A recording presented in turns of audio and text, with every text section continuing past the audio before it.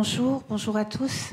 Je suis très très heureuse de vous retrouver pour ce soir à l'occasion d'une nouvelle causerie consacrée à l'un des plus grands serpents de mer de la politique culturelle de notre pays, l'éducation artistique et culturelle, plus communément réduite à ses initiales 2AC. On va d'abord commençons d'abord par la définir.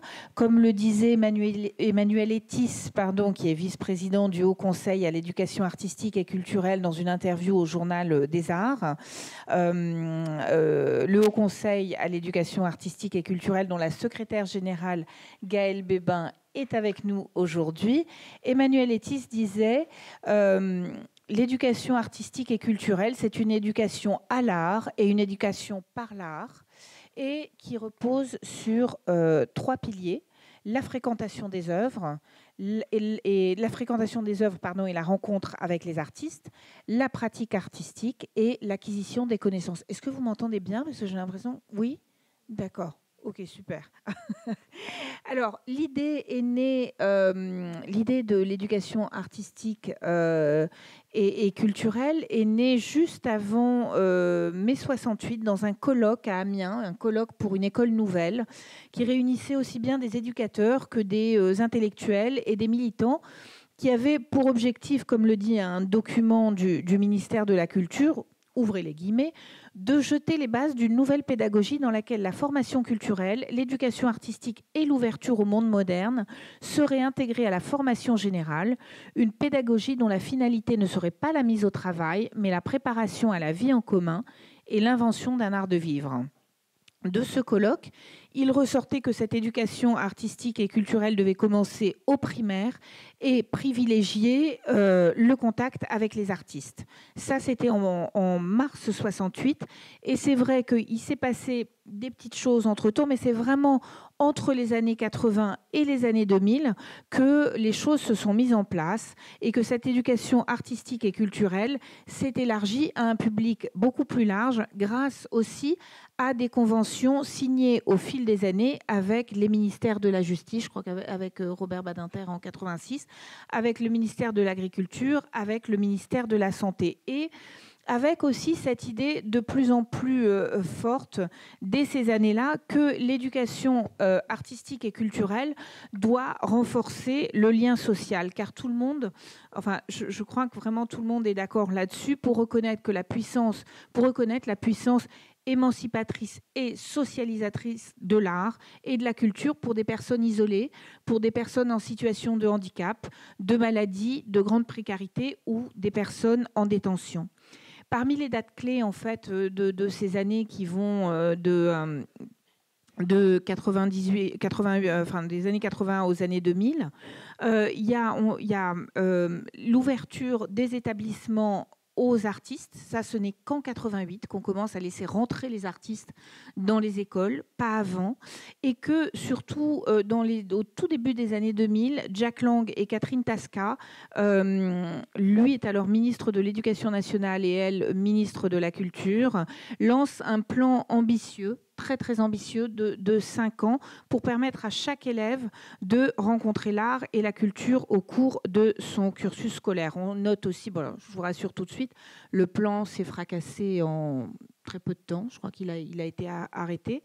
On note aussi l'installation en 2005 du Haut Conseil de l'éducation artistique et culturelle et la réinstallation, c'est pour vous dire aussi, ça donne une idée de la manière dont les choses se passent, la réinstallation de ce même Haut Conseil en 2013 et en 2017, la volonté, donc avec l'élection d'Emmanuel Macron, la volonté de mettre en place le 100% EAC qui permet de toucher un public dit empêché dont l'objectif est que absolument tous les jeunes soient concernés par une expérience d'éducation artistique et culturelle. À y regarder de plus près, c'est vrai que depuis Jack Lang, il n'y a pas eu un ministre de la Culture qui ne clame des trémolos dans la voix que l'éducation artistique et culturelle est sa priorité.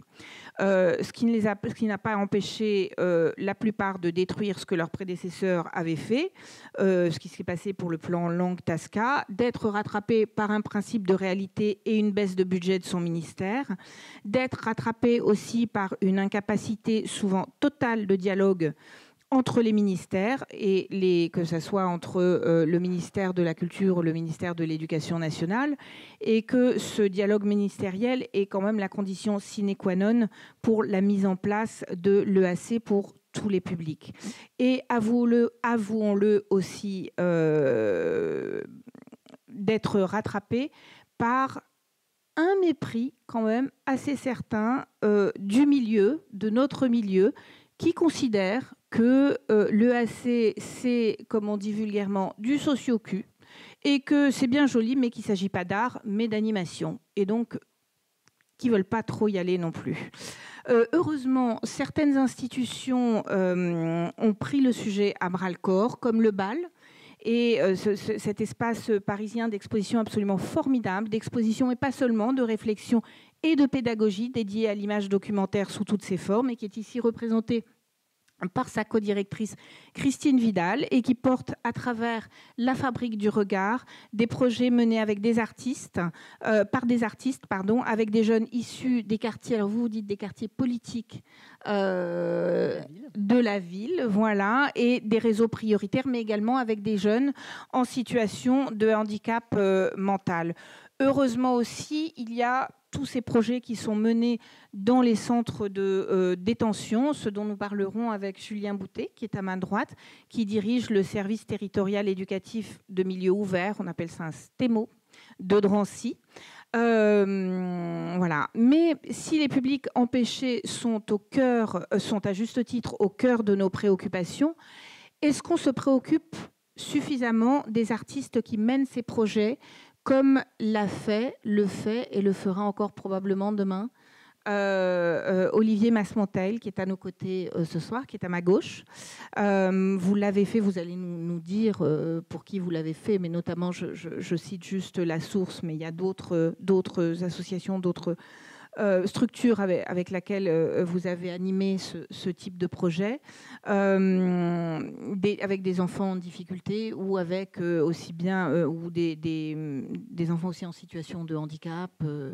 Voilà. Parle-t-on suffisamment, prépare-t-on suffisamment ces artistes qui sont prêts à se lancer dans de tels projets? Est-ce qu'on a suffisamment défini les raisons qui devraient les pousser à s'engager ou pas?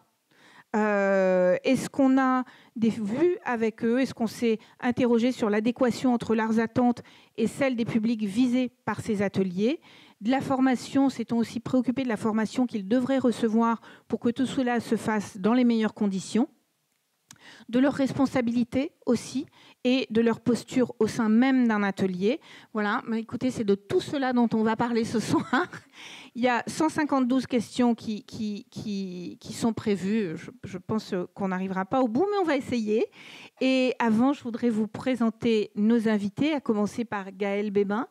Gaëlle, après une formation en histoire de l'art et l'obtention de l'agrégation de lettres modernes, vous avez enseigné le français au lycée et le français comme langue étrangère à l'université en Allemagne. Vous avez ensuite travaillé dans le réseau Canopé avant de rejoindre le ministère de la Culture au service du livre et de la lecture en 2014, puis la délégation générale à la transmission au territoire et à la démocratie culturelle en 2021. Et vous êtes depuis, donc comme je le disais tout à l'heure, depuis juin 2021, secrétaire général du Haut Conseil à l'éducation artistique et culturelle. À vos côtés, Julien Boutet, qui dirige donc, comme je vous le disais, le service territorial éducatif de milieu ouvert de Drancy, qui comprend 3 unités, 2 unités éducatives en milieu ouvert et une unité éducative auprès du quartier mineur, de la maison d'arrêt de Villepinte. À ma gauche, Christine Vidal. Christine, vous avez enseigné l'histoire de l'art contemporain et moderne à l'École professionnelle supérieure des arts graphiques de la ville de Paris, Ivry.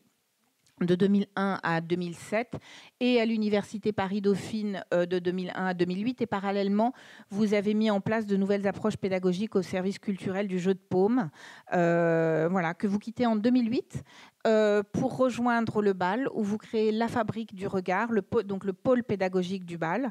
Et dans ce prolongement-là, vous avez aussi conçu Ercilia, une plateforme, alors www.ercilia avec un s.fr, voilà, qui est une plateforme numérique d'éducation à l'image à disposition des enseignants et des jeunes. Et Christine, vous élaborez également la programmation transversale du BAL autour des expositions. Et Olivier m'a envoyé 2 biographies, une très très complète avec toutes les études qu'il avait faites, enfin, voilà, et une plus succincte que j'ai adorée, que je vais vous lire. Donc Olivier est un peintre français de métier scrupuleux, soigneux, méticuleux. Depuis 25 ans, il s'emploie à explorer différentes étapes d'une histoire de la peinture et de ses thèmes classiques. Pour autant, l'approche est bien plus complexe qu'il n'y paraît, car en carottant cette histoire, c'est tout autant la question de la peinture que du statut de l'auteur qui apparaît. Voilà. Je vais, pour commencer, me tourner vers Gaëlle pour un peu que vous nous expliquiez ce que c'est que ce Haut Conseil de l'éducation artistique et culturelle et que vous nous parliez du 100% EAC et où est-ce qu'on en est aujourd'hui. Mais expliquez-nous d'abord ce que c'est que ce Haut Conseil et ce qu'on y fait. Alors, c'est ce que vous dites. Ça marche, oui. Mais oui. C'est ce que vous disiez tout à l'heure. Il est né en 2005, mais en 2013, il a été un petit peu réactivé parce qu'on a fait rentrer, ils ont fait rentrer à l'époque les collectivités territoriales. L'EAC, c'est vraiment une politique transversale et c'est l'affaire de tous. Ça marche que si à tout le monde.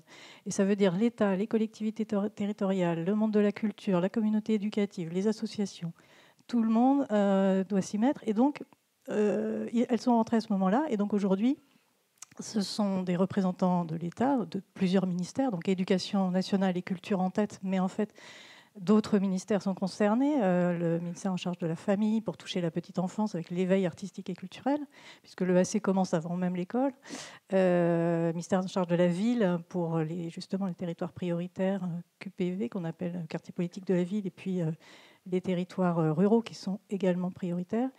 L'enseignement supérieur pour toucher les étudiants, l'agriculture, il y a l'enseignement socioculturel très intéressant, ils ont été précurseurs dans les lycées agricoles. Il y a les solidarités et la santé sont très importants. Et toutes les fédérations d'élus, tous les échelons territoriaux sont représentés. On a besoin des maires de France, des intercommunalités, de l'Assemblée des départements de France, de régions de France. Voilà, c'est devenu des acteurs fondamentaux pour l'éducation artistique et culturelle, et puis des personnalités qualifiées du monde de la recherche, de l'art, de l'éducation populaire, une fondation comme la Fondation Culture et Diversité. On a besoin de tout le monde. Et le Haut Conseil s'est employé à donner des repères pérennes à tout le monde et à définir de quoi on parle. Donc avec une charte en 10 points qui définit qu'est-ce que c'est. Et vous l'avez dit tout à l'heure, mais la première chose en fait qui est dit, c'est justement que l'EAC doit être accessible à tous. Donc évidemment, on se centre d'abord sur les élèves qui sont à l'école, c'est la base, mais en fait c'est pour tout le monde et on parle de plus en plus de l'EAC tout au long de la vie, de la crèche jusqu'à l'EHPAD. Donc il y a beaucoup de projets qui se font comme ça.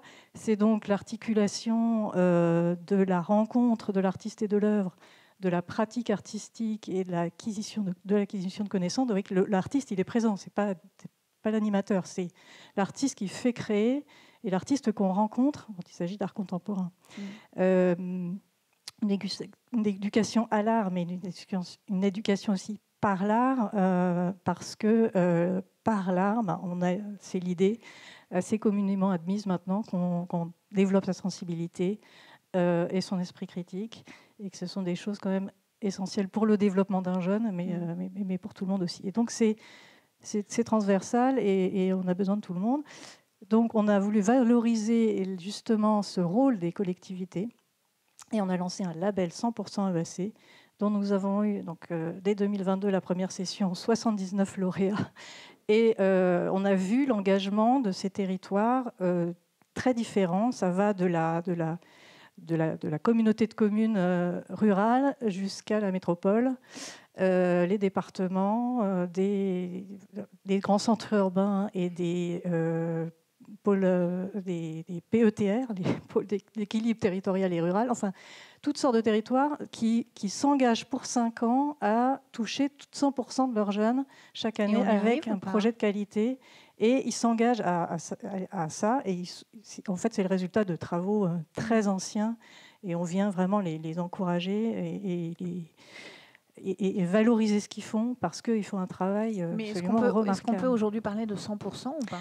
Alors, est-ce qu'on y est à 100%? C'est un objectif. On est, selon les services statistiques des ministères de la Culture, parce que comme c'est une politique prioritaire du gouvernement, chaque année, les ministères comptent. Alors, où on en est où? Non, vraiment. Donc, la politique prioritaire du gouvernement, c'est important parce que du coup, on doit vraiment rendre des comptes tout le temps. Donc là, on serait à 16% pour l'année dernière de jeunes touchés par une action par an, donc d'éducation artistique et culturelle. Et quand ça a commencé en 2017, on était à combien? Je pense que ça a pas mal augmenté. Après, il y a eu le Covid, donc là, on est redescendu, puis les ministères ont remonté la pente. Mais en tout cas, voilà, favoriser l'accès des jeunes à la culture, la création, les patrimoines.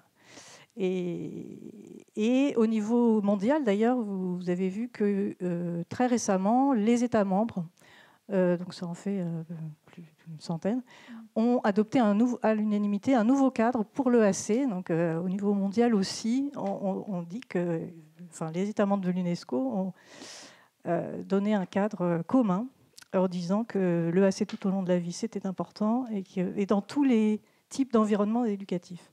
Voilà, à peu près où on en est.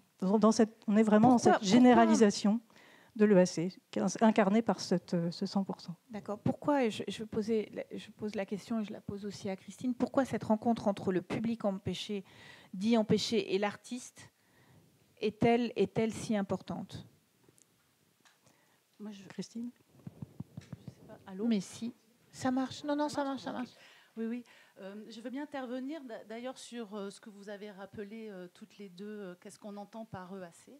Certes, c'est la confrontation du public à des œuvres, mais c'est également le fait de vivre une expérience qui va sensiblement, on l'espère, modifier l'appréhension de ce public face aux œuvres, mais modifier également dans son rapport à l'expérience même de l'œuvre.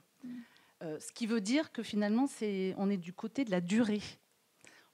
Et il est vrai que dans l'EAC, on peut penser que beaucoup de choses recoupent ce terme, à savoir aller à un concert, aller à une pièce de théâtre.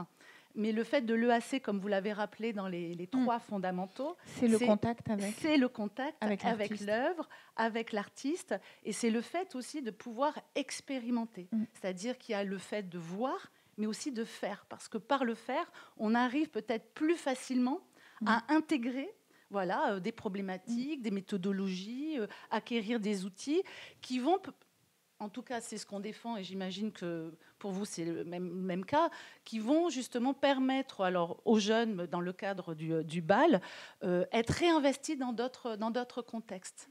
Donc c'est à la fois faire l'expérience sensible, et le rapport au sensible, je crois, il est important. Là, on parle beaucoup justement de productivité, on parle beaucoup qu'il faut être efficace. Donc l'art, justement, nous permet aussi de faire cette expérience et de l'éprouver dans la durée. Et lorsqu'on est dans l'expérience, on est aussi dans une capacité peut-être à penser différemment ou faire un pas de côté par rapport à ses propres mécanismes, justement, et bien de comportement, de réflexion, que ça soit d'ailleurs pour l'artiste, que ça soit pour le public, mais aussi que ça soit pour les personnes qui vont permettre, comme Gaëlle a rappelé, l'EAC, c'est un millefeuille où beaucoup d'intervenants, d'acteurs, qu'ils soient directs ou favorisants, vont permettre justement ces rencontres possibles. Et moi, ce que je voudrais également dire, un autre point, c'est que l'artiste qui intervient dans le cadre de projets EAC, il intervient toujours dans un contexte, un macrocosme, c'est-à-dire il n'intervient jamais seul. Il intervient dans un territoire, il intervient face à des jeunes qui peuvent être complètement différents selon les territoires, selon les catégories d'âge, selon les structures culturelles, sociales et autres patrimoniales du territoire dans lequel il est. Et effectivement, pour qu'il y ait cette rencontre qui se passe sur la durée et qui change structurellement, on va dire, les acteurs, et notamment donc, le public en premier lieu concerné, il faut qu'il y ait justement ce contexte favorisant. Oui. Et sur les publics justement dits empêchés, je pense que l'EAC s'adresse à tout le monde, mais effectivement, il peut y avoir une attention particulière pour... Alors déjà, le terme, il faudrait peut-être le remettre ou l'interroger, le remettre un peu en question, mais c'est des personnes qui, pour X raisons, n'ont pas un accès facilité à la culture. Il est nécessaire justement de penser des vecteurs peut-être différents, des modalités de rencontres différentes. Oui, Julien, il y a eu une journée d'études au Musée des Confluences à Lyon, et cette journée d'études est en 2019, avant le Covid, et cette journée d'études est arrivée à la conclusion que la présence de la culture est de plus en plus évidente en détention, ce qui n'était pas le cas avant, où elle apparaissait comme un bonus. Qu'est-ce qui fait que les choses ont changé ? Vous vous occupez de mineurs. Qu'est-ce qui fait que les choses ont changé, qu'il y a eu cette prise en compte ? Alors, bonsoir à tous. Moi, je vais pouvoir vous parler de l'intervention auprès des mineurs qui est menée par la protection judiciaire de la jeunesse, qui est une administration du ministère de la Justice, puisque donc, le service territorial éducatif de mi-ouvert que je dirige est chargé de cette mission, mais c'est une mission plus générale qui est confiée à la protection judiciaire de la jeunesse d'intervenir auprès des mineurs détenus. Finalement, la place de la culture, mais plus généralement la place des activités ou de l'action socio-éducative qui peut être menée auprès des mineurs détenus, elle est indispensable. Et il s'agit en fait de faire du temps de la détention un temps utile. Et de permettre cet accès à la culture pour des jeunes qui n'ont pas le réflexe, qui peuvent être déscolarisés, qui peuvent en tout cas être assez éloignés d'une insertion de manière générale sur l'extérieur. Et donc nous, le temps de la détention, ça va nous permettre de semer des graines et la culture, mais les activités socio-éducatives qu'on va conduire sur le temps de la détention, ça va nous permettre d'amorcer un travail, et un travail en tout cas qui pourra pas être complet, puisque le temps de la détention, il est limité dans le temps. Donc il s'agit d'amorcer un travail et qui, on l'espère, pourra porter ses fruits sur l'extérieur. Mais en tout cas, la détention, c'est une décision judiciaire, et notre travail va être de faire que cette décision judiciaire, ce soit un levier pour apporter quelque chose aux jeunes. D'accord. Olivier, est-ce que, vous qui avez animé de nombreux ateliers, est-ce que finalement on ne met pas trop d'espoir dans l'éducation artistique et culturelle pour régler des problèmes de société, ce qui fait finalement peser sur les artistes un poids qu'ils n'ont peut-être pas à porter? Alors je crois que c'est évident, mais en préambule, je suis convaincu que l'art est un des plus beaux outils pour créer du lien, pour créer, c'est ce qui crée du lien dans la société. Le problème, effectivement, c'est que on fantasme beaucoup ce que peut faire un artiste, sa capacité, et surtout, moi, l'impression que j'ai eue souvent, c'est que la société, elle ne sait pas très bien quoi faire de ces artistes. Et en fait, le social est apparu comme un truc, on s'est dit, ah bah tiens, les artistes, on va les mettre là-dedans, on ne sait pas quoi en faire, on va les utiliser. C'est une très bonne idée, parce que effectivement, l'art est un très bon vecteur pour tout ça.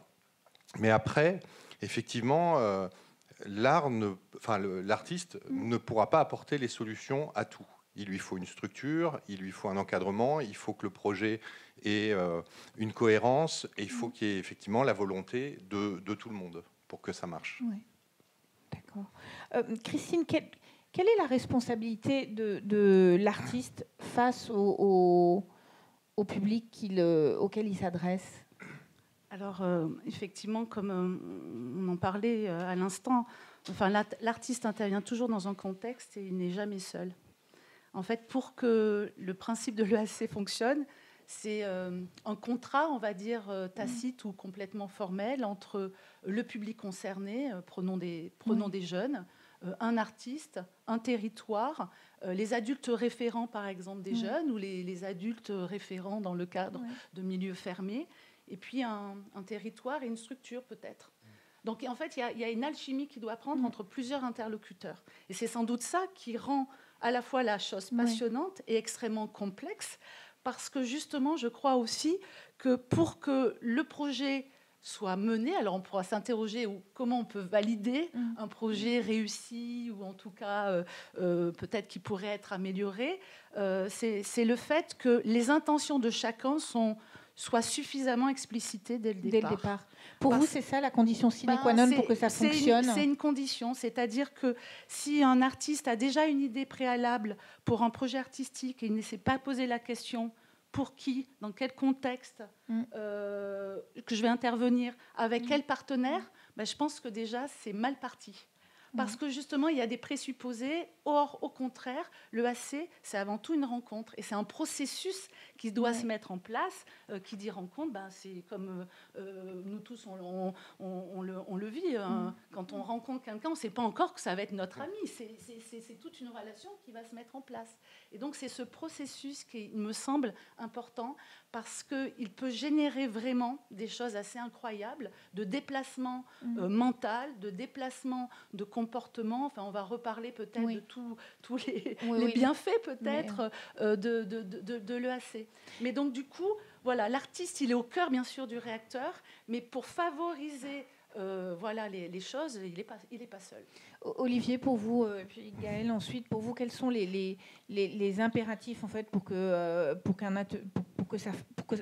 projet fonctionne? Le plus simple, c'est que je vous donne des exemples. Je vais vous donner l'exemple d'une expérience qui n'a pas du tout marché et une qui a très bien marché. Je pense que c'est ce qui sera le plus clair pour tout le monde. Je vais commencer par une qui n'a pas bien marché. Un jour, je suis contacté par un professeur qui est dans la Somme, qui est hyper motivé, qui a envie de faire une rencontre avec un artiste et des élèves de l'école. Moi, je lui dis OK, pas de problème. Vous préparez tout ça. Moi, je vais venir. On va dessiner. On décide d'une thématique, tout ça. Et je me lève, je vais dans la Somme, et puis j'arrive dans l'école.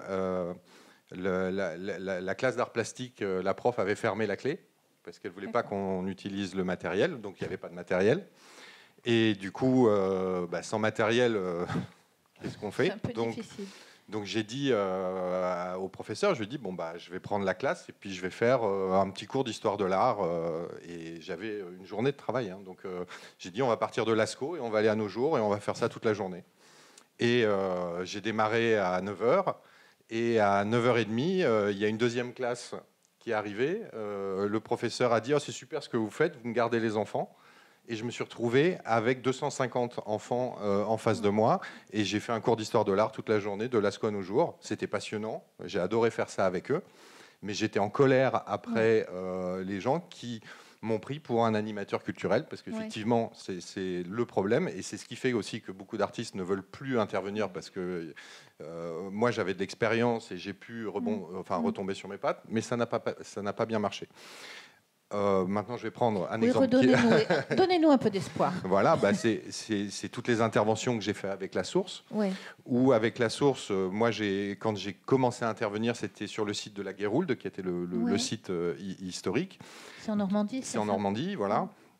Bon, je raconterai un peu. Donc La Source qui a été, je ne sais pas si on l'a dit au début, qui a été créée par Gérard. Voilà. Du coup, Elisabeth Garouste. Ça me permet aussi de rajouter une petite chose. En fait, c'est né La Source de la rencontre de Gérard Garouste avec Christian Gauthier, qui était un éducateur.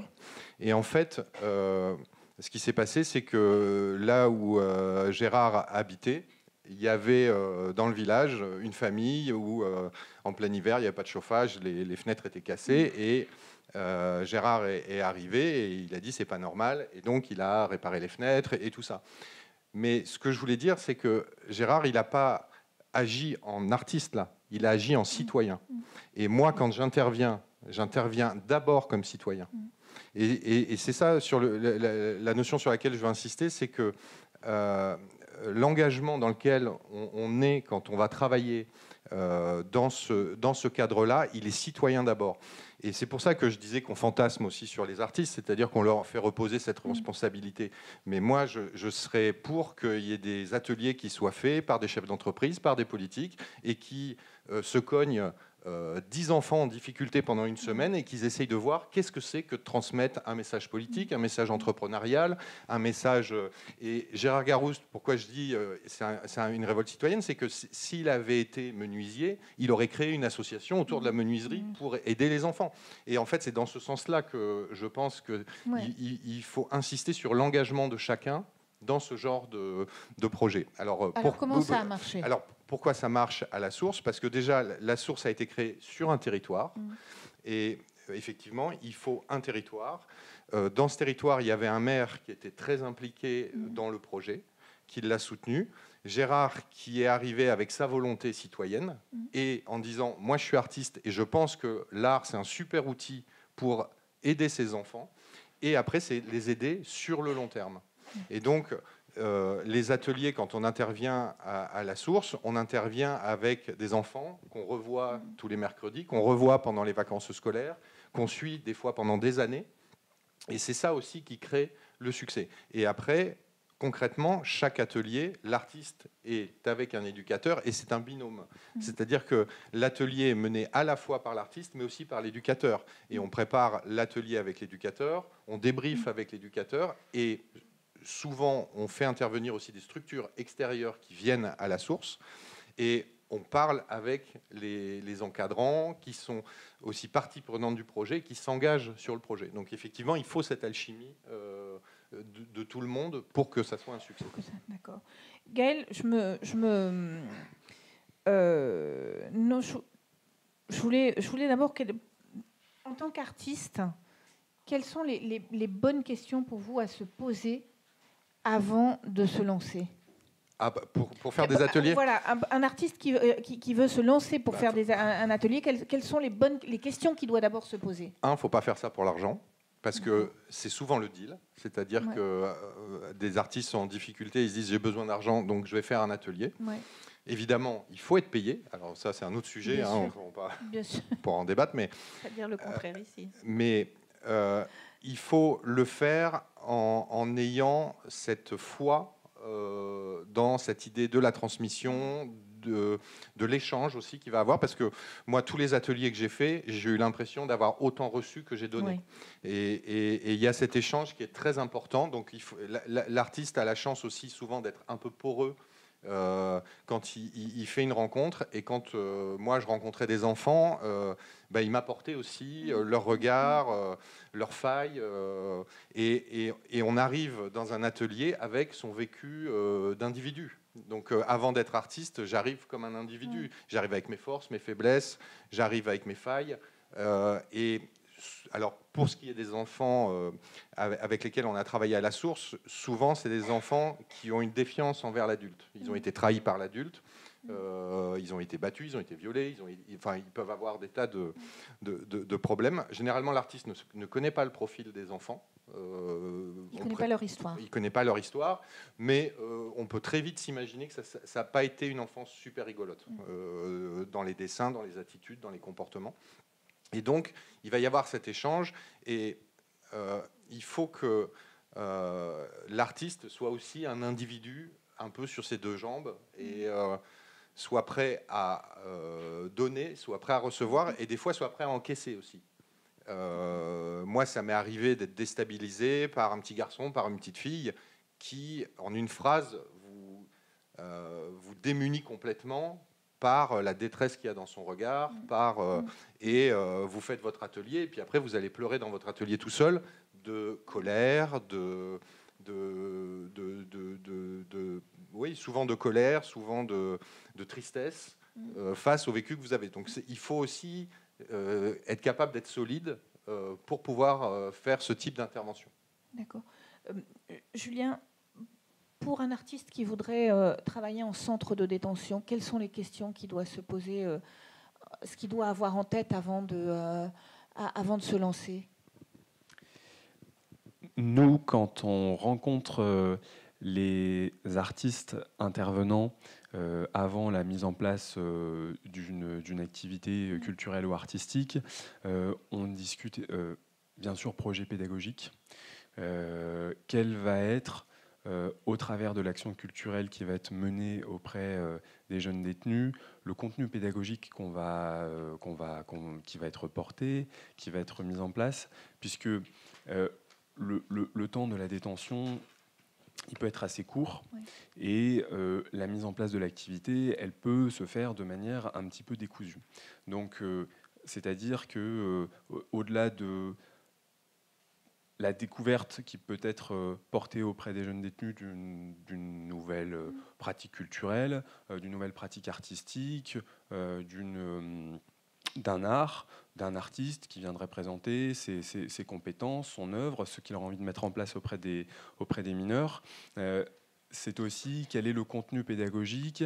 Et puis, pour nous, pour les éducateurs qui travaillent, puisque le temps de la détention, il va être amené à se terminer et qu'il va y avoir la construction, il faut aussi préparer la sortie, puisque notre travail, ça va être aussi de prévenir la récidive, de pouvoir permettre aux jeunes de reprendre une scolarité, permettre aux jeunes de s'insérer du mieux qu'ils soient.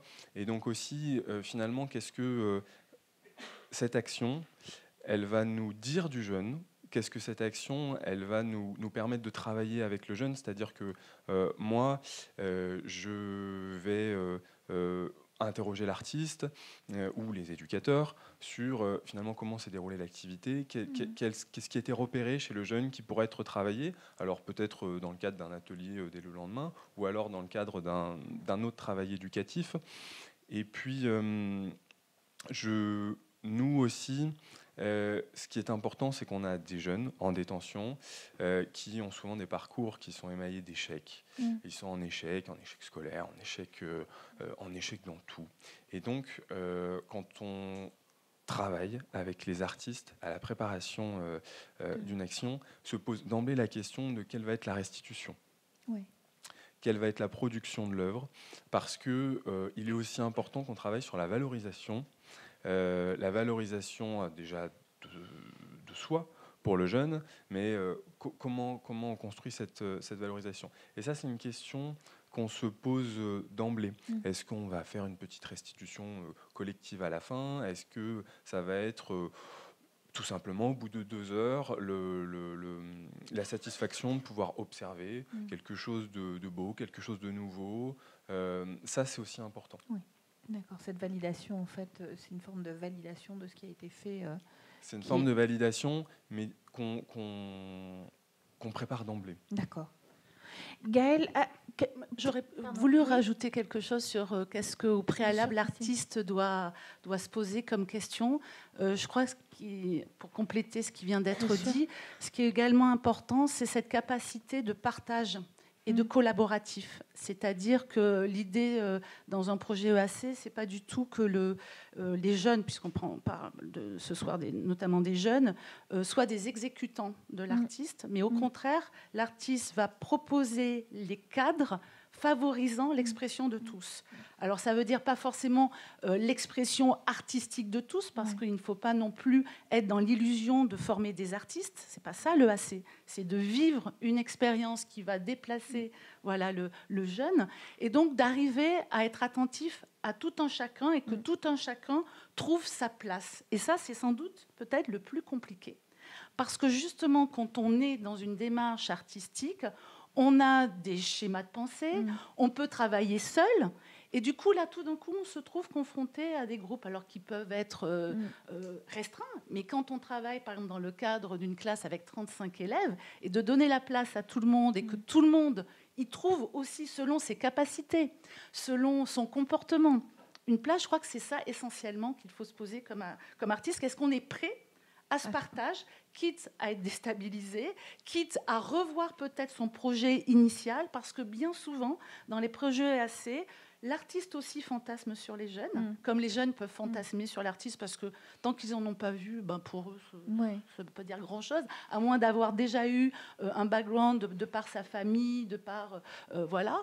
Et donc, du coup, il y a aussi cette capacité à rebondir, à trouver des moyens, justement, que tout le monde trouve sa place, d'où l'importance de travailler pas du tout seul, d'être accompagné par justement des personnes qui connaissent bien ces publics ou des personnes qui font partie, comme le BAL par exemple, d'une structure culturelle où on travaille chaque année avec une 40aine d'artistes pour mener des projets entre 15 heures et 60 heures d'atelier auprès de 2000 jeunes. D'accord.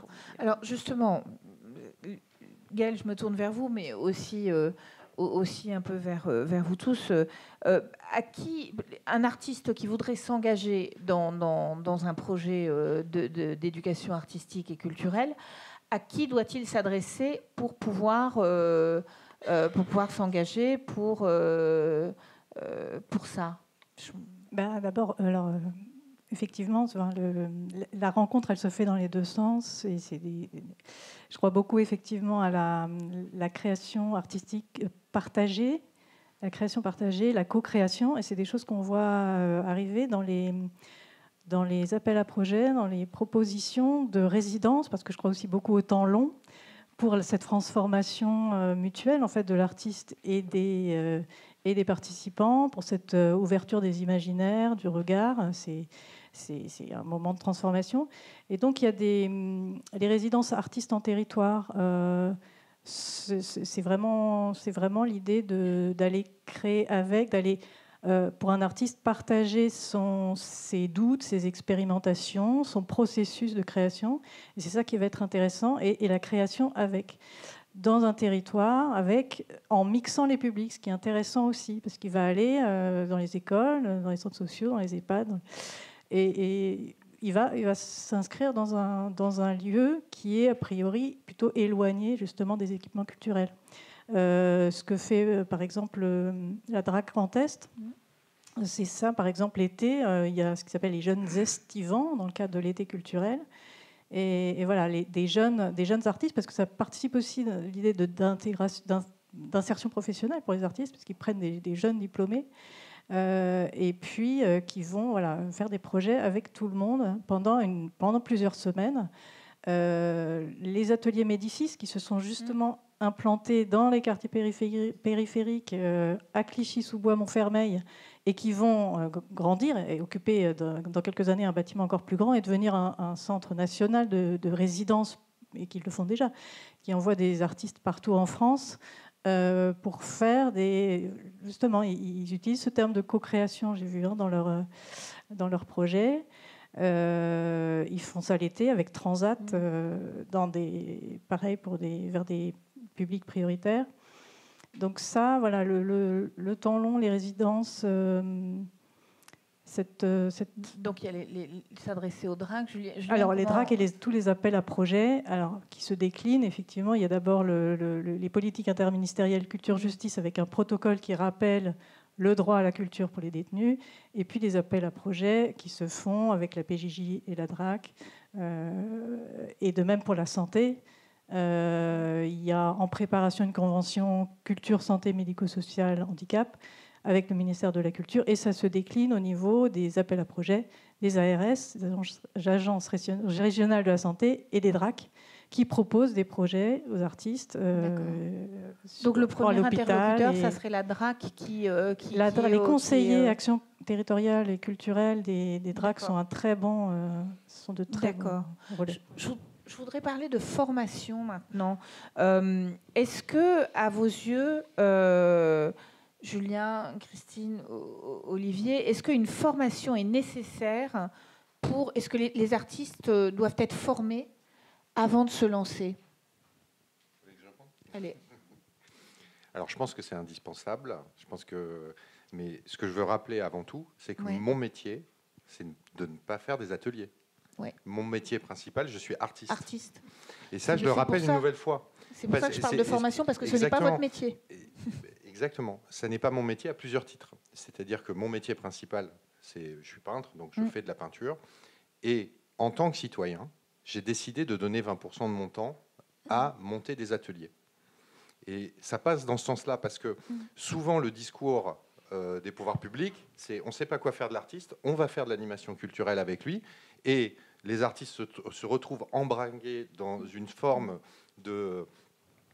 d'animation, d'atelier en permanence pour vivre, mais on oublie que leur vrai métier, c'est d'être artiste. Donc ça, je le rappelle, et pour que tout le monde prenne conscience que tout le monde a un métier, et j'invite tout le monde à passer 20% de son temps à consacrer au social. Ça, c'est un truc de base. Les artistes ne sont pas les seuls à devoir s'occuper de ça. Et je sais qu'il y a plein de gens qui ont d'autres métiers qui s'en occupent aussi. Mais j'aime bien le rappeler, parce qu'en plus de ça, ça permet de considérer un peu plus l'artiste quand il va intervenir. C'est-à-dire qu'il prend sur son temps pour intervenir. Et pour prendre sur son temps pour intervenir, effectivement, il faudrait le former. Et la difficulté, c'est de le former à quoi ? Parce que est-ce que c'est la même formation quand on va intervenir en prison ? Est-ce que c'est la même formation quand on va intervenir avec des enfants qui ont été battus ? Est-ce que c'est la même formation quand on travaille avec des handicapés, avec des autistes ? Moi, j'ai eu la chance de pouvoir intervenir dans des tas d'ateliers, dans des tas de contextes, mais sans aucune formation. Ça a été les gens et les structures qui m'ont accueilli, qui m'ont un peu formé et éveillé aux problématiques qu'ils rencontraient. J'ai eu la chance de faire des ateliers très très forts avec des enfants qui avaient des troubles du comportement, où il y avait moi, artiste, mais il y avait 3 personnes autour. Et l'enfant, il était sous camisole chimique, il avait des crises de violence, d'automutilation, et on essayait de maintenir un atelier avec lui. Bon, là, il n'y a pas de formation pour ça. C'est juste, voilà, on essaye de réagir au mieux avec les gens qui sont autour de nous. Est-ce qu'il peut se créer un tronc commun, une formation un peu générale ? Je pense que oui, parce que effectivement, on ne peut pas lâcher un artiste comme on ne peut pas lâcher un individu avec un groupe d'enfants qui ont des vécus difficiles. Donc, c'est important d'avoir cette formation. Mais je pense que cette formation, elle doit se faire en complément, parce que je pense que c'est la question qui suit, c'est est-ce qu'on doit la faire aux Beaux-Arts ? Oui. Aux Beaux-Arts, déjà, il faut former les artistes, c'est déjà un gros sujet. Mais moi, je pense que ce n'est pas aux Beaux-Arts qu'il faut le faire. Il faudrait des formations pour des gens qui veulent s'engager dans le social. Et pas seulement les artistes, en fait. Des gens qui ont envie de s'investir, de donner de leur temps pour s'occuper alors d'enfants, d'handicapés, d'autistes, d'aller dans les prisons et tout ça. Mais pourquoi l'artiste devrait solutionner tous les problèmes de la société ? Non. Mais je pense également que lorsqu'un artiste intervient dans un contexte, il faut créer les conditions favorables à son intervention. Ça veut dire préparer aussi le public. Exactement, c'est-à-dire qu'on associe à la fois des temps d'ouverture culturelle, comme on les appelle, c'est-à-dire on va choisir une thématique et on va justement permettre aux jeunes d'ouvrir leur imaginaire, mais également de prendre conscience de certains des enjeux liés à cette thématique, d'être confrontés à différentes écritures artistiques et pas seulement, puisqu'on confronte aussi les jeunes à d'autres types d'images que l'art pour aussi faire des liens. L'art n'est pas dans une boîte isolée et fermée à clé. Au contraire, il est suffisamment, l'expression artistique est suffisamment réflexive pour englober d'autres types de problématiques, d'autres types d'images. Et donc, c'est la capacité de faire des liens que les jeunes peuvent avoir entre des images et des idées est fort justement de ces moments de découverte, de confrontation avec différentes pluralités d'écriture artistique que, en tout cas au sein de la Fabrique du Regard et du Bal, l'artiste va intervenir. Et donc, ça veut dire qu'au préalable, les jeunes ont déjà cogité sur des questions qui vont favoriser justement le travail avec l'artiste invité. Et quant à la formation, ça c'est intéressant parce que nous menons depuis maintenant 4 ans avec l'école de photographie d'Arles, le jeu de pommes et les rencontres de la photographie donc d'Arles, un projet justement de formation pour les étudiants en 5e année, donc qui sont volontaires et qui souhaitent justement avoir un tronc commun leur permettant justement à la fois de savoir qu'est-ce que ça veut veut dire que mener un projet en partenariat, quel est justement le rôle, la place de l'artiste, comment faire intervenir les tierces personnes pour que cette fameuse alchimie dont on parle depuis le début puisse justement advenir et aboutir justement à la réalisation concrète d'un projet. Gaëlle, je fais une bêtise, j'ai écrit j'ai l'INSEAC. C'est pas une bêtise. Non, mais sauf que je suis incapable de vous dire les initiales de quoi c'est. Ça dépend, c'est l'Institut national supérieur de l'éducation artistique et culturelle, qui est à Guingamp. Qui est à Guingamp, mais le Guinzegal est juste à côté, le centre de photo de Guinzegal. Et là donc c'est un centre de formation. Quel type de formation? Il est assez récent, il est rattaché au CNAM, au National des Arts et des Métiers. Il forme des Bac+1, des masters et des doctorants. Et il y a des modules de formation en ligne auxquels on peut, qui sont ouverts à tous les acteurs de l'EAC, donc y compris les artistes évidemment. Donc il y a une UE à distance par exemple qui s'appelle concevoir des actions d'EAC pour tous. Donc ça c'est un exemple de formation continue. Sinon en formation initiale, dans le référentiel commun du DNA et du DNSEP, il y a quand même transmettre les arts visuels, mais ça reste très, très vague. Mais en tout cas, la transmission est mentionnée.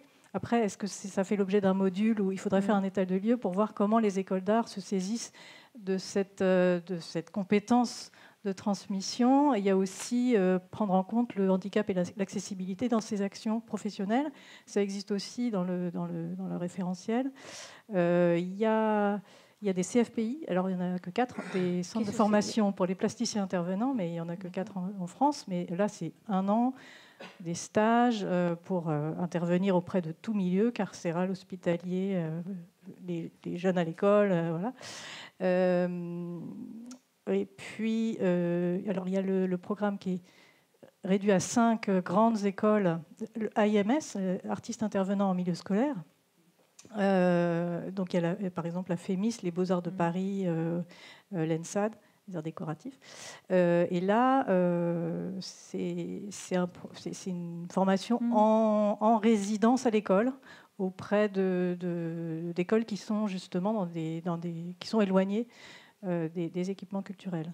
Donc c'est une formation en situation à l'intervention auprès d'élèves avec un projet artistique que les jeunes diplômés leur font partager. Donc ça existe aussi. Mais c'est à développer, et la formation est à développer aussi auprès des éducateurs, des animateurs, de ceux qui encadrent les jeunes à la PJJ. Enfin, il y a tout un... Pour montrer... Et tous ceux qui s'occupent, qui encadrent ces jeunes, pour montrer que ces projets-là avec des artistes sont importants, comme vous disiez tout à l'heure. D'accord. Olivier, je me tourne vers vous, mais aussi vers Christine et Julien. Comment en fait... Comment trouver le juste milieu quand on conçoit un atelier, quand on pense un atelier, qu'on le prépare? Comment trouver un juste milieu entre une culture classique et une culture populaire pour tirer le public qu'on a en face de soi vers le haut et qui n'ait pas l'impression que ce sur quoi on va travailler au cours de ces séances d'éducation artistique et culturelle est quelque chose qui lui est totalement inaccessible? Comment on arrive à... Ça, c'est un vaste débat qu'on peut avoir dans la société. C'est-à-dire que ça, c'est la responsabilité aussi de notre milieu. C'est-à-dire que moi, je pense qu'on a été un milieu trop longtemps entre soi, élitiste, et on s'est un peu complet dans une sorte de discours compliqué pour faire croire qu'on était intelligent. Et en fait, l'art, c'est quelque chose de très simple. Ça parle de la mort et de l'amour depuis la nuit des temps. Donc c'est tout. Hein. Le sujet sur l'art, c'est ça. On peut en écrire, en tartiner des pages. Mais c'est très accessible, en fait. L'art, si on décide d'employer les bons mots.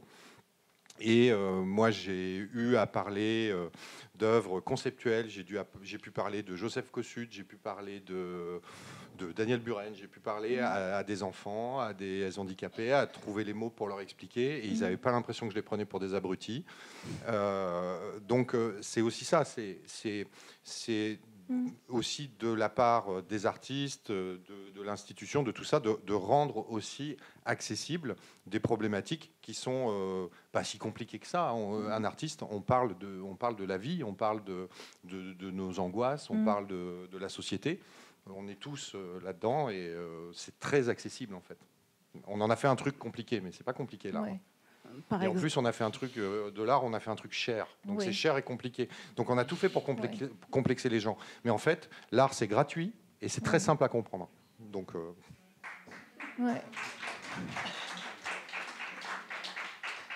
Donc, par exemple, moi je voulais dire par rapport au bal, nous on part des usages que les jeunes font des images, puisqu'en fait on mène des projets liés aux arts visuels, photographie, cinéma et vidéo, et on part avant tout de leur propre usage des images, sans aucun a priori, pour laisser la place bien entendu aux images qu'ils aiment, qu'ils fréquentent.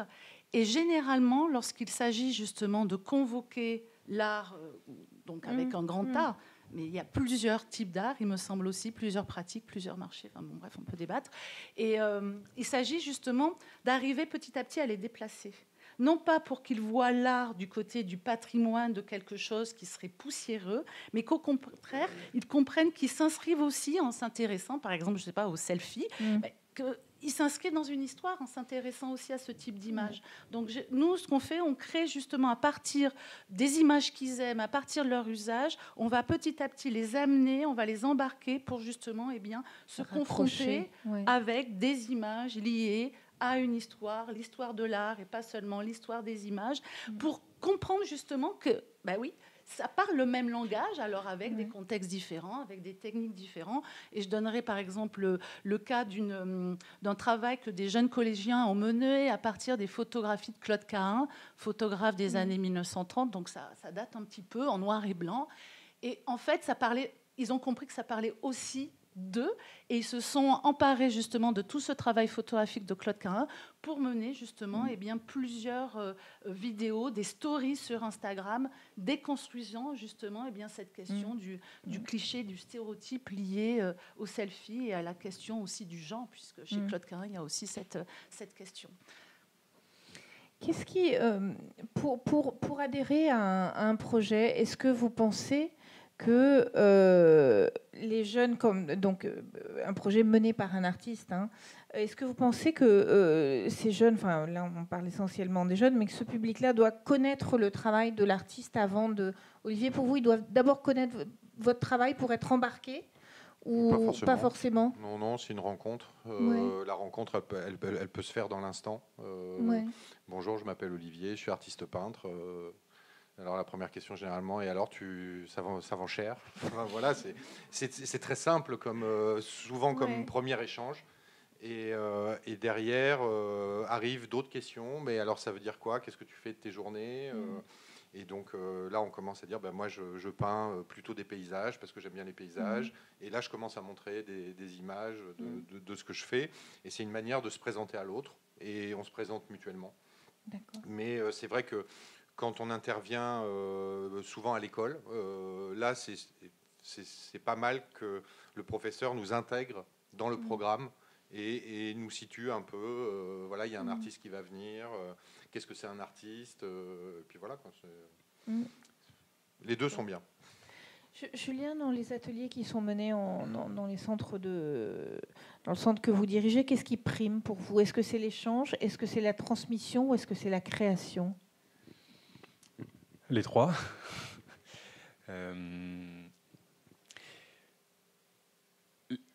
Les trois, puisque nous, et puis peut-être pour rebondir un petit peu sur les questions précédentes que vous avez posées, nous, le public, il y a, c'est sûr, des gens qui ne connaissent pas l'artiste, qui ne connaissent pas forcément la discipline qui lui est présentée, mais je ferai exactement la même réponse, c'est-à-dire que la rencontre, elle peut se faire sur le moment, et c'est pas grave. C'est aussi que de notre rôle que justement d'essayer d'ouvrir cette culture. Après, nous, c'est sûr qu'on prend en charge des jeunes qu'on peut dire difficile, en tout cas pour qui la rencontre peut ne pas se faire aussi, ça ne va pas leur parler, ce c'est sûr que nous, du côté de l'artiste ou de nos intervenants, mais la remarque est la même pour les éducateurs qui travaillent tous les jours avec les jeunes, c'est-à-dire qu'il faut aussi avoir une certaine souplesse. Il peut y avoir des réactions qui ne peuvent pas être forcément très agréables à entendre. Ça peut susciter des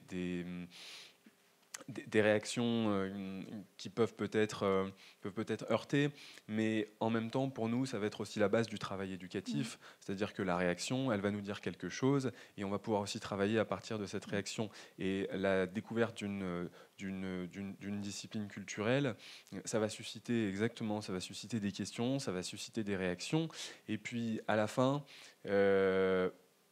si au bout d'une séance, il y a quelques questions, le jeune repart avec peut-être l'envie d'en savoir un petit peu plus, l'envie de revenir, on aura tout gagné, même si ça peut être lent, même si pour l'artiste intervenant, ça peut paraître un petit peu... ça peut paraître, comment dire, oui, compliqué, parce que lui peut-être peut avoir le sentiment finalement de ne pas avoir beaucoup travaillé. Je pense que si on arrive à susciter quelques questions, c'est beaucoup de travail. Et puis après, nous, sur un groupe de 5 jeunes, ça ne parlera peut-être pas à 4 jeunes, mais ça va parler un petit peu à 1. Et c'est déjà très bien. Donc pour revenir ensuite à la question, les 3, c'est-à-dire l'échange, ce que ça va susciter, la découverte d'une œuvre, les échanges qui vont pouvoir, les échanges qui vont découler, puis les échanges initiaux, les échanges en cours de les questions qui vont se poser, parce que une pratique artistique, c'est aussi une certaine discipline. Donc pour nous, c'est extrêmement riche dans la conduite d'un travail éducatif plus général. D'accord. Qu'est-ce qu'il est permis de faire ou de ne pas faire en prison? Je crois que l'utilisation, un artiste par exemple qui voudrait travailler sur l'image des détenus, c'est quelque chose qui est très très réglementé. Oui, il y a une réglementation assez importante en détention. Alors sans faire une liste des règles, c'est quand même dire que je parlerai de droit à l'oubli quand même. C'est-à-dire que le jeune, on va faire un travail avec lui en détention, mais l'idée bien sûr étant que cette période ne le poursuivent pas en dehors. Nous, on travaille sur l'insertion. C'est pas pour qu'il soit rattrapé par cette période de détention. Et donc, effectivement, les photographies sur l'extérieur sont évidemment interdites. Oui, ça obéit quand même à un mais avec les enfants aussi, faut faire attention. On ne peut pas faire des photos comme ça des enfants avec qui on travaille. Ça se fait aussi avec l'autorisation des parents. Enfin voilà, il y a l'image. Et puis en détention, il y a quand même aussi, bien sûr, un certain nombre de règles de sécurité, de sécurité à respecter. D'accord. On ne travaille pas avec des cutters forcément. Non, on ne travaille pas avec des cutters. Et puis on peut aussi avoir des jeunes qui sont impliqués dans des affaires à l'extérieur. Donc évidemment, pour des raisons évidentes, on ne diffuse pas leurs photographies. Voilà. C'est aussi, il y a tout un tas de règles, mais l'activité qui se mène en détention, elle obéit à une certaine confidentialité. D'accord. Quels sont Est-ce que vous avez vu des gamins se transformer?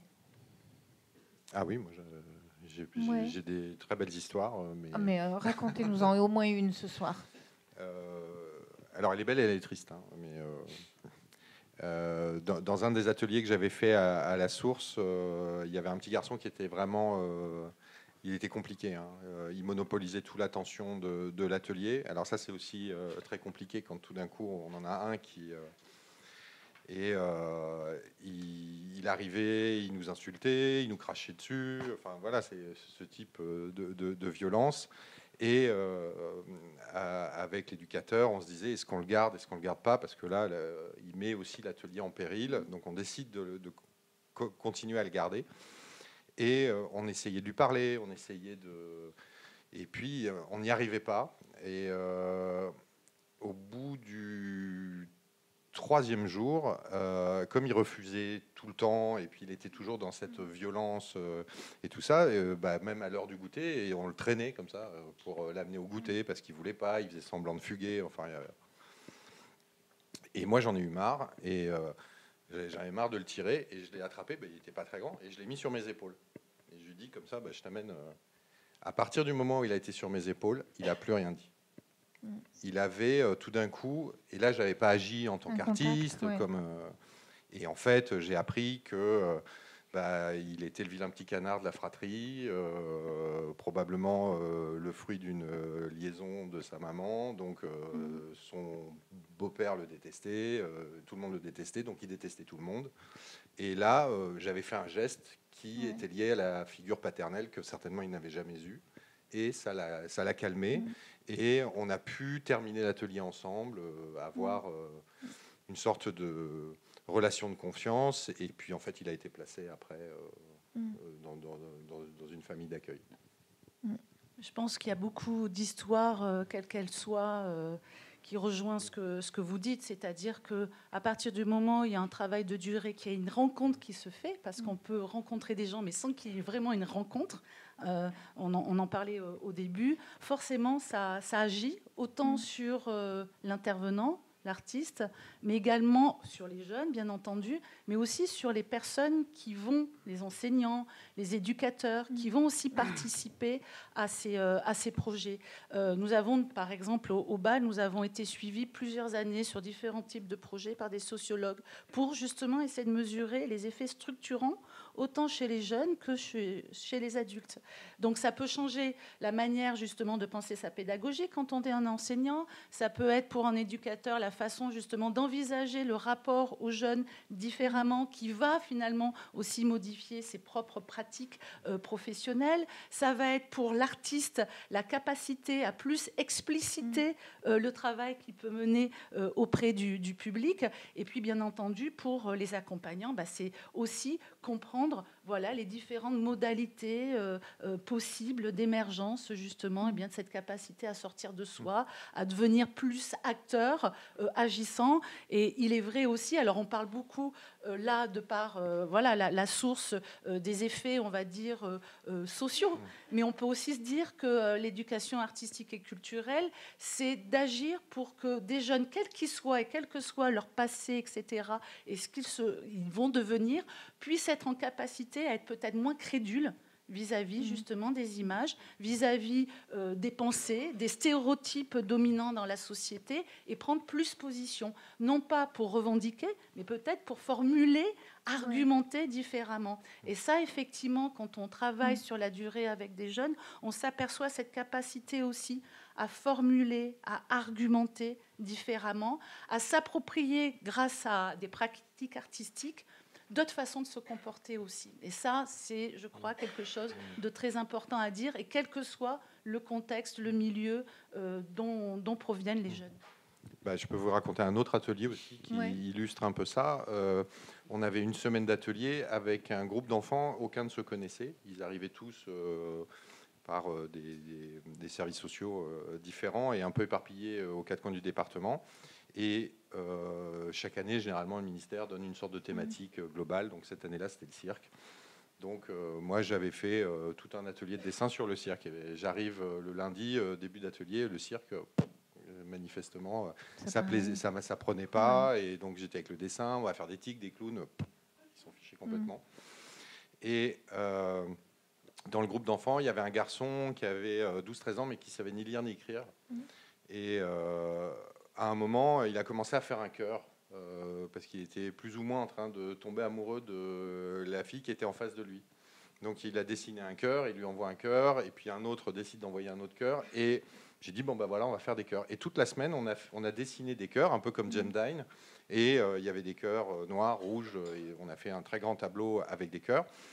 Et à la fin, tout le monde devait repartir dans sa famille d'accueil. Et là, le garçon s'est aperçu qu'il fallait qu'il communique avec la fille et que comment il allait faire. Et il a demandé à apprendre à écrire.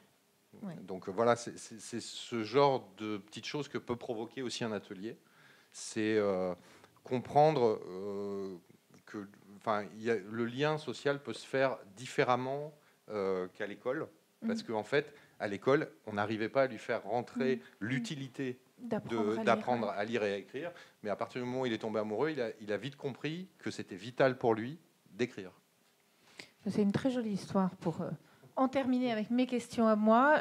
Vous êtes très nombreux, je vois que le temps tourne, on va vous passer la parole pour poser des questions à nos invités, si vous le souhaitez. Surtout, n'hésitez pas. Madame, je crois qu'on va vous amener un micro. Oui, oui, bonjour. Vous m'entendez? Oui. Bon, alors, je suis très intéressée par tout ce que vous dites et par le sujet. Et ce que vous dites, Monsieur Olivier Masmontel, je suis tout à fait d'accord avec vous. Parce que... Alors, je vais me présenter. Je m'appelle Dorothée Sels, je suis artiste depuis très longtemps.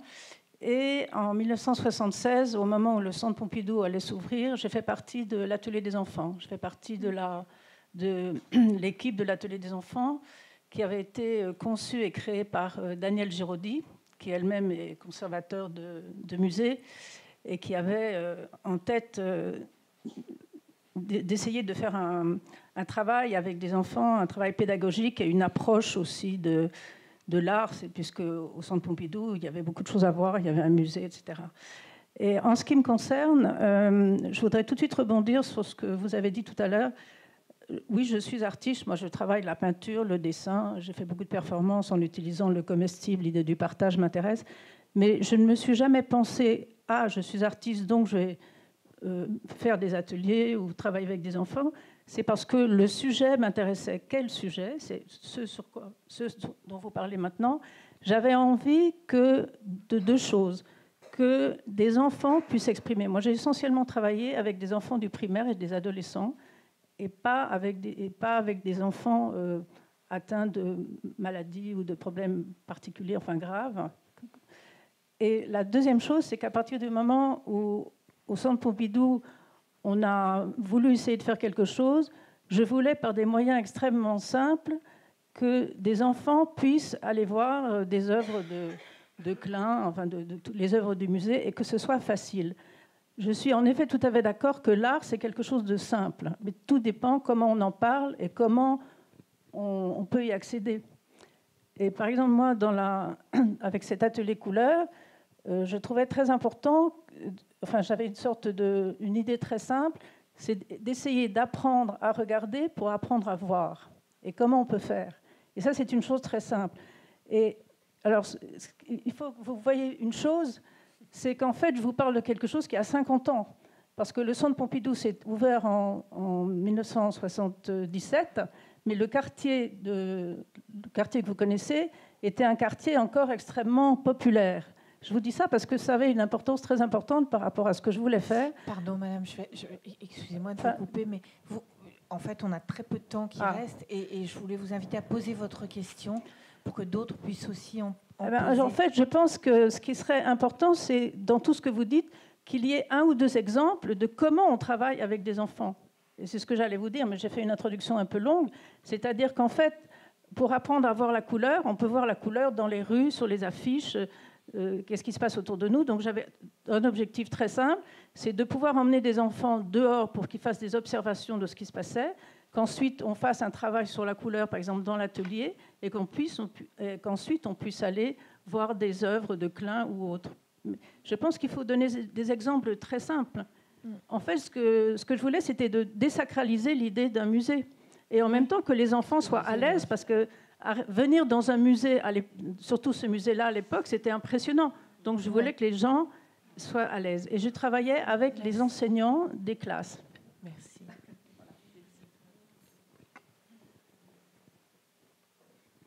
Bonjour, je me présente Nicolas Guy-Florenne. Je fus, pendant une bonne quinzaine d'années, artiste intervenant en atelier de pratique artistique au sein de l'Académie du Mans. Aujourd'hui, je travaille toujours sur ce périmètre, mais il ne s'agit pas de moi. Premier point, je voulais vous remercier, parce que déjà la parole dit d'une manière, et à la fois sur la surface et sous-jacente, énormément de points de vue qui ne sont pas contradictoires, mais qui m'interrogent beaucoup à la place où je suis aujourd'hui. Et aujourd'hui, je suis à une place de partenaire social, figurez-vous. Et donc, c'est d'abord votre première parole, Madame la modératrice, qui bien évidemment nommer le sujet qui nous intéresse aujourd'hui comme une politique publique. Et à sa place. Et donc à quelle place aujourd'hui? Donc ça, c'est déjà très, très intéressant de pouvoir la traverser pour savoir comment, et chacun à sa place au travers de tout ce périmètre, puisque Madame Gaëlle Bébin, vous nous avez signifié qui était autour de la table de votre Haut Conseil. Et là, je vais être audacieux. Je vais vous demander, à la place où vous êtes, Madame la secrétaire générale, de pouvoir, au travers, notamment par exemple de Monsieur Corbin, lui souffler, qui lui-même montera au cabinet, donc à Madame la ministre, vous voyez que je suis audacieux, d'envisager, parce qu'il y a un Conseil national supérieur des arts visuels, comme il y a un CNPS sur le spectacle vivant, donc il y a bien un sujet des arts visuels, que ce dernier puisse se situer dans tous les territoires, où là, précisément, les partenaires territoriaux que sont les politiques, que sont les écoles, que sont, pour parler de ce sujet. Parce qu'on a bien entendu aussi, et merci Monsieur Masmontel, oui, il y en a très très peu, et ça se détricote. C'est-à-dire que au premier allant, mon Dieu, mais qui, mais quand, mais quoi, il y a un enthousiasme, et puis je travaille avec qui, mais dans quel contexte? Et puis à la fin, on se retourne, on n'est franchement pas nombreux au milieu du gué, et tout simplement, on n'y arrive pas. Et on n'y arrive pas sur tous les territoires, loin s'en faut. Parce que je prends non seulement le périmètre français, mais français y compris dom-tom, etc., etc. Vous comprenez ce que je veux dire? Et quand Madame la ministre nous parle des territoires dans le sens d'une culture populaire, dans le bon sens du terme, bien sûr, eh bien, on a une limite des genres. C'est-à-dire qu'on ne peut pas faire plus que ce que le monde fait. Et donc, je reviens à mon audace, que vous puissiez être, si ce n'est mon intermédiaire, mais du moins un intermédiaire qui vise à dire que cette pensée doit aussi, vis-à-vis des politiques territoriales, de ceux à qui on s'adresse, de penser ce sujet, parce que ce sujet-là, en dehors de Valois ou de peu importe, il a énormément de mal. Alors, Madame Vidal, bravo, parce que vous ramez et vous faites, vous actez, vous structurez, vous apportez la pensée, vous traversez les territoires. Monsieur, dans, je dirais, vos espaces privatifs, vous voyez, l'ellipse, c'est aussi une grande galère. Voilà bien le sujet. Et on aimerait que cela fasse vraiment politique. Si je dis ça, c'est parce que les menus monnaies, ça s'appauvrit tellement. Vous avez entendu le dernier décret, on a 100 millions de moins. Donc voilà, quand on met tout ça en perspective, on dit la bonne volonté, et merci d'envisager alors que je ne sois pas seul, etc., etc. Mais aussi, il y a les conditions du faire savoir et après, du savoir-faire. Merci pour votre écoute.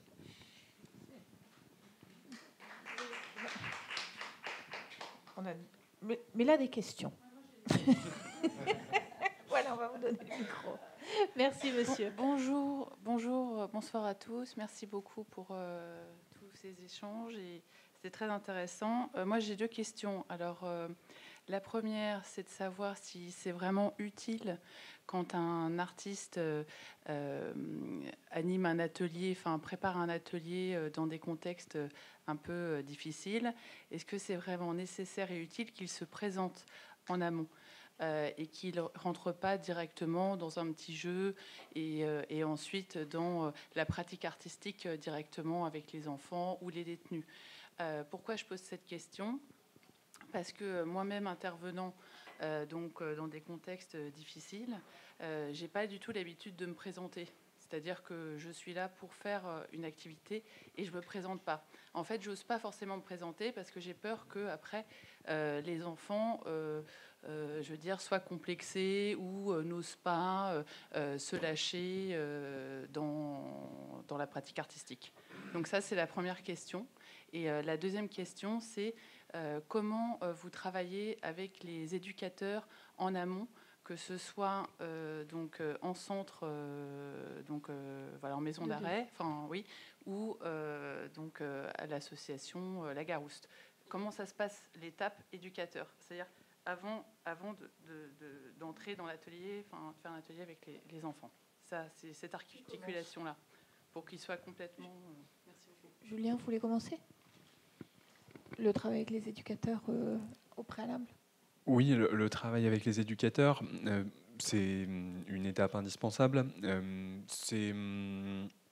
Nous, on va rencontrer en fait les artistes, en tout cas les intervenants, pour peut-être co-construire l'activité socio-éducative ensuite qui va pouvoir être portée. Charge à nous de présenter quel va être le cadre de l'activité, quel va être le contexte, quel va être le public, et ensuite à nous de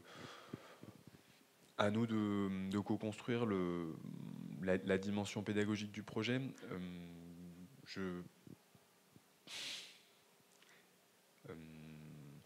Voilà, j'ai pas peut-être d'éléments plus précis, excepté...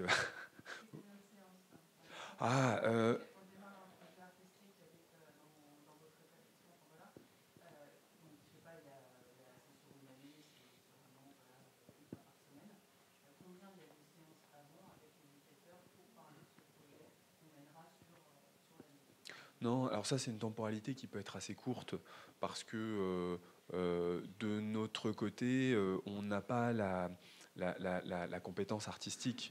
Nous, on va avoir des attendus éducatifs. On connaît le public qui va être concerné par l'activité. Donc, finalement, on est quand même sur... même si... nos interventions respectives sont très liées, on n'est pas sur le même champ de compétences. Et donc, ça peut être très rapide, c'est-à-dire que moi, je peux rencontrer les intervenants une seule fois avec l'équipe qui présente leur projet. Enfin, il peut y avoir une seule fois, en tout cas sur un rencontre avec l'équipe, nous on va les rencontrer en amont. Mais cette temporalité, elle peut être assez courte parce que moi, de ma place, j'ai pas beaucoup de corrections, j'irais apporter en tout cas sur la dimension artistique ou d'apport. Est-ce que la dimension pédagogique et ce qui va être travaillé dans le cadre de l'activité va pouvoir correspondre? Si ça correspond, allons-y. Olivier, sur la nécessité de se présenter. Sur la nécessité de se présenter, comme sur les rencontres aussi, c'est très court.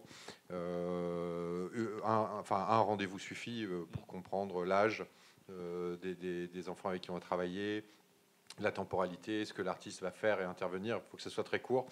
Et je pense qu'il ne faut pas trop préparer non plus. L'exemple que je donnais tout à l'heure, c'est pour ça, il faut être capable de s'adapter, il faut être assez spontané.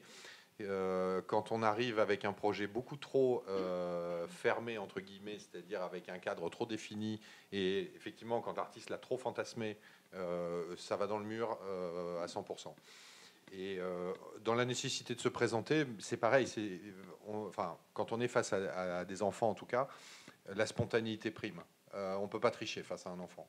C'est un miroir. Et si on arrive avec une stratégie ou un truc comme ça, on est démasqué en 10 minutes. Donc le mieux, c'est d'arriver le plus spontané possible, le plus sincère possible dans sa démarche. Et ça se passera bien. Moi, je veux bien rajouter quand même quelque chose du côté des arts visuels, cinéma, photographie ou vidéo, où contrairement à ce que disait Olivier, nous, on prépare beaucoup. C'est-à-dire qu'on implique directement les adultes référents, donc notamment les éducateurs. On a déjà travaillé dans des maisons d'arrêt central, par exemple, ou dans des milieux fermés médicaux. Donc, on implique vraiment les adultes. Donc, il y a une rencontre préalable où on essaye justement par rapport aux intentions de comprendre pourquoi on va faire ensemble les choses, dans quel contexte et comment aussi les éducateurs vont rebondir sur le projet qui sera mené. Parce que l'idée, c'est plus... les éducateurs seront en capacité de faire des liens entre ce qui se fait pendant l'atelier et ce qui se fait aussi en dehors avec les jeunes, et plus justement le projet parlera, se diffusera différemment justement auprès des jeunes. Donc on les implique. Et l'idée également, c'est que chacun trouve sa place. C'est-à-dire, c'est pas l'artiste qui va avoir tout d'un coup les clés de l'atelier et puis on le revoit dans 6 mois. Non, au contraire, il y a vraiment un accompagnement. Et les adultes référents des jeunes ont aussi un rôle à jouer qui n'est pas uniquement un rôle de surveillance ou de savoir si la salle de la classe est ouverte. Au contraire, chacun a son rôle à jouer. Et d'autre part, comme on est dans des principes de temps long, de 15 heures à 60 heures d'atelier, avec à la clé la réalisation d'un film, d'une vidéo, d'un objet éditorial, par exemple photographique, il y a quand même une rencontre, bien entendu, préalable avec les jeunes, le fait de co-construire, et co-construire, ça veut dire aussi quand même préparer. On n'est pas trop dans l'improvisation, justement, parce qu'il va y avoir à la fois la conception, la création, puis aussi tout le travail de post-production dans lequel les jeunes vont être aussi impliqués différemment. Et enfin, je pense que quand on parle d'atelier, on parle souvent du temps de l'artiste face aux élèves ou à d'autres types de publics. Mais en fait, le temps de préparation, voire de suivi, voire de post-production est aussi important, voire presque le double. En tout cas, pour nous, ça, c'est un enjeu extrêmement important. D'accord, je vais me faire taper sur les doigts parce que Francine m'avait dit on ne dépasse pas 20h20, mais je crois qu'on prend une dernière question. Bonsoir, merci beaucoup et merci pour cette table ronde. Tout d'abord, je vais être assez brève. Travaillant du côté des structures qui initient les projets et des ateliers, malheureusement, l'une des premières problématiques qui se pose, c'est la question financière. Et on n'aime pas forcément participer à la précarisation des artistes. Et malheureusement, l'argent public se fait de plus en plus rare. Du coup, j'ai posé une question à Madame Gaëlle Bébin. Où en sont les réflexions de ce côté-là en termes de... Les budgets des ministères pour ces projets de programmes. À la culture, il y a 200 millions de moins, là. Oui, je sais. La période n'est pas... Mais alors, ce qui est arrivé comme financement supplémentaire, c'est quand même le pass culture, dans la partie collective, la part collective pour les élèves de la 6e à la terminale, c'est de l'argent en plus par rapport à l'argent qui existait déjà pour des projets montés par les rectorats et les directions régionales des affaires culturelles. Donc, les artistes peuvent proposer se faire référencer d'abord et ensuite proposer une offre et ensuite rencontrer ou alors travailler en amont avec un enseignant si c'est dans le cadre scolaire pour co-construire un projet et ensuite l'inscrire dans le PASS pour se faire réserver et mener le projet avec les collégiens ou les lycéens. Ça, c'est quand même de l'argent qui est venu vraiment en plus et qui est pérennisé voilà, pour ces niveaux-là, 6e terminale. D'accord. Je crois qu'il y a encore d'autres questions, mais on va peut-être s'arrêter. Et peut-être que vous pourriez parler à nos invités autour d'un verre qui vous attend. Français à l'étranger, elle se situe comment ? La politique pour les établissements français à l'étranger. L'enseignement du français à l'étranger qui pilote conjointement avec l'établissement français à l'étranger, le ministère des Affaires étrangères. Mais là, pardon, madame, mais c'est pas le débat de ce soir. Mais je vous remercie. Je voudrais d'abord remercier tous nos invités, nos 4 invités. Merci, vraiment merci à tous pour cette causerie.